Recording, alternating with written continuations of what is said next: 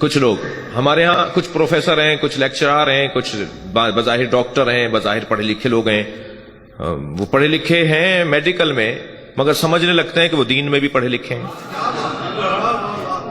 وہ اپنے آپ کو دھوکہ دے رہے ہوتے ہیں. جیسے میں اگر سمجھ بیٹھوں کہ میں میڈیکل کے بارے میں بہت کچھ جانتا ہوں تو یہ میں اپنے آپ کو دھوکہ دوں گا نا جی. تو وہ بعض ہمارے ہاں کالجوں میں، یونیورسٹیز میں شیعہ شخصیات ہیں جو اپنے آپ کو بڑا سمجھنے کے بعد پھر رائے دینے لگتی ہیں. یہ ہمارے مولویوں نے ایسی بنائی ہوئی باتیں ہیں. مولویوں کی باتوں میں نہیں لگنا، اور پھر وہ اپنے رائے دے رہے ہوتے ہیں جی. بہت خطرناک ہے ہماری قوم میں اس وقت. چند بڑی آفتیں منڈلا رہی ہیں ہماری قوم پر، بڑی مصیبتیں منڈلا رہی ہیں جی. ان میں سے ایک مصیبت یہ ہے ایکسپرٹ کی رائے کو ترک کر کے کسی غیر ماہر کی رائے پہ عمل کرنا تشیع نہیں ہے. ہمیں ایکسپرٹ کی رائے کی طرف توجہ دینی ہوگی، اور ایکسپرٹ کی رائے کا بانی حضرت ابو طالب کی ذات ہے. میں بہت زیادہ حاشیے میں جانے کا خوف رکھتا ہوں، کسی اور موقع پر عرض کروں گا. ایکسپرٹ کی رائے. آغا خان ہسپتال بڑا ہسپتال ہے کراچی میں، اور ہر شہر میں اس کی برانچیں ہیں. میں ایک مسئلے میں وہاں پر میرا جانا رہا تو میرا جو مریض تھا، جو میرا عزیز تھا، جو مریض تھا، اسے مثلا ہارٹ کی پرابلم تھی، وہ دل کا مریض تھا. تو ہم نے کبھی کڈنی گردے کے ڈاکٹر سے کبھی رائے لی نا کہ جی آپ ہارٹ کے بارے میں کوئی یہ مسئلہ ہو رہا ہے، ڈاکٹر صاحب یہ نسخہ لکھا ہے اس پہ رائے دیں. تو کہتے تھے نہیں میرا شعبہ نہیں ہے، آپ وہ کڈنی اسپیشلسٹ سے بات کیجئے. بھائی آپ کم سے کم MBBS تو ہے نا، آپ کچھ تو رائے دیں کہ نہیں میں اس میں رائے نہیں دوں گا. آنکھوں والے سے کبھی ہم نے دل کے بارے میں پوچھا، اس نے رائے نہیں دی. دل والے سے کبھی آنکھوں کے بارے میں پوچھا، اس نے رائے نہیں دی. مگر یہ دین کتنا مظلوم ہے، ہر ککڑی بیچنے والا رائے دے رہا ہے.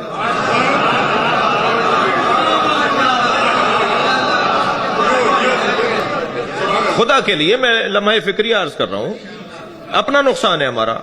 نہیں مانیں گے نہیں مانیں، نقصان اپنا ہے ہمارا. ہر شعبے کا ایک ایکسپرٹ ہوتا ہے، ہر لائن کا ایک ایکسپرٹ ہوتا ہے. اس سے ہٹ کر اگر میں چلوں گا تو میرا اپنا نقصان ہے. میں ایک جگہ بیٹھا تھا، تقلید سمجھا رہا تھا جوانوں کو. وہاں ایک ڈاکٹر صاحب بھی بیٹھے تھے. بعد میں کہنے لگے مولانا میں پڑھا لکھا آدمی ہوں، مجھے تقلید کی ضرورت ہی نہیں ہے. آپ یہ کیا سمجھا رہے تھے جوانوں کو؟ میں نے کہا ڈاکٹر صاحب آپ پڑھے لکھے آدمی ہیں، مجھے یقیناً آپ ڈاکٹر ہیں، پڑھے لکھے ہیں. کہنے لگے میں تو کسی کی تقلید نہیں کرتا. میں نے کہا ڈاکٹر صاحب بہت اچھی بات ہے آپ نہیں کرتے، مگر مجھے ایک بات کا جواب چاہیے. میں جب بیمار ہو جاتا ہوں تو میں کسی ڈاکٹر کو نہیں دکھاتا. ہر گھر میں بچی ہوئی دوائیوں کا ڈبہ پڑا ہوا ہوتا ہے. تو میں کسی ڈاکٹر کو نہیں دکھاتا، انہی کو دیکھ لیتا ہوں یہ فلاں ٹیبلٹ ہے، یہ فلاں سیرپ ہے. تو میں، میرے بچے، میرے گھر والے بیمار ہوتے ہیں، اسی میں سے کچھ نکال کے دے دیتا ہوں، خود بھی اپنے بچوں کو بھی دے دیتا ہوں. اور بہرحال کام چل رہا ہے. آپ بتائیے صحیح کر رہا ہوں یا نہیں؟ کہنے لگے خطرناک ہے کام، آپ آئندہ ایسا نہ کیجیے گا. میں نے کہا ڈاکٹر صاحب میں سمجھ لیتا ہوں نا، یہ پینیڈال ہے، یہ کالپول ہے، یہ فلاں 4-6 دوائیوں کے نام تو سب کو پتا ہے نا، تو میں سمجھ لیتا ہوں. کہنے لگے بغیر میڈیکل پڑھے، بغیر میڈیسن کے پڑھے ہوئے آپ کیسے سمجھ لیتے ہیں؟ میں نے کہا جیسے بغیر دین پڑھے ہوئے آپ دین سمجھ لیتے ہیں.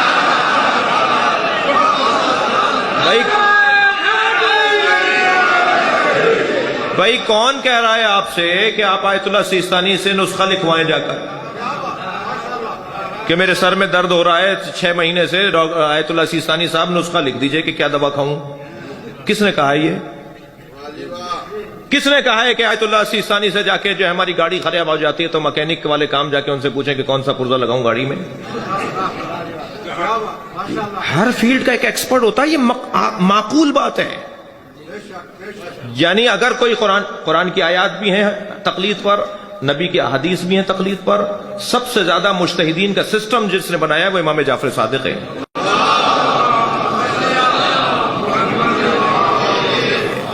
امام عسکری کی سب سے زیادہ حدیثیں ہیں تقلید کے اوپر، کیونکہ امام کو پتا تھا کہ اب غیبت کا دور شروع ہو رہا ہے.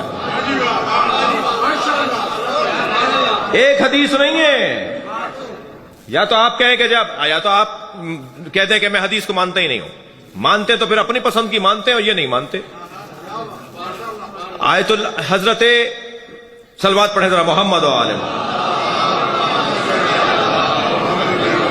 سب سے زیادہ احادیث تقلید پر امام عسکری کے زمانے کی کیوں ہیں؟ اس لیے کہ ان کو پتا ہے کچھ دن بعد غیبت کا دور شروع ہو رہا ہے. جی سسٹم ہے، سسٹم کو توڑیں گے کسی کا کوئی نقصان نہیں ہوگا. جو سسٹم کو فالو کر رہے ہیں نا، لبنان والے، بحرین والے، قطر والے، عمان والے، عراق والے، ایران والے، وہ ہم سے زیادہ سرخرو ہیں. جو سسٹم کو توڑے گا وہ سرخرو نہیں ہوگا. دو اور دو چار کی بات ہے. میں سسٹم کو فالو کروں گا، میرا فائدہ ہے. اسی امام بارگاہ کا ایک سسٹم ہے یا نہیں؟ ایک آدمی کہہ رہا ہے میں تو ممبر وہاں لگاؤں گا، دوسرا اسے کھینچ کے کہہ رہا ہے میں یہاں لگاؤں گا، تیسرا کہہ رہا ہے یہ بلب میں تو پنکھا چلاؤں گا، وہ کہہ رہا ہے مجھے سردی لگ رہی ہے، وہ کہہ رہا ہے نہیں میں تو چلاؤں گا. تو فساد ہوگا یا نہیں ہوگا؟ اس امام بارگاہ کا ایک سسٹم ہے، آپ کے گھروں کا ایک سسٹم ہے، آپ کے علاقوں کا ایک سسٹم ہے. تشیع کا بھی کوئی سسٹم ہے یا نہیں؟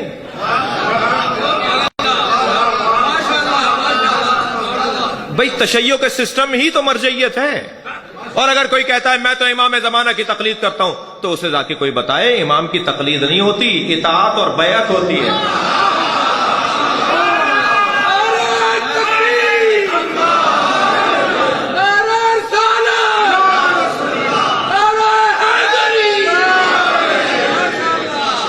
امام کی بیعت ہوتی ہے.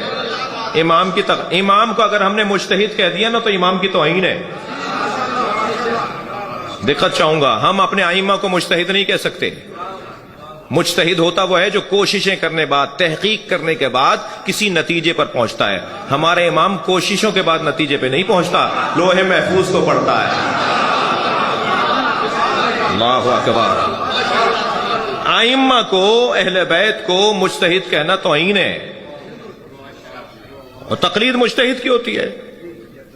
جی وہ حجت ہیں، وہ لوح محفوظ پڑھنے والے لوگ ہیں.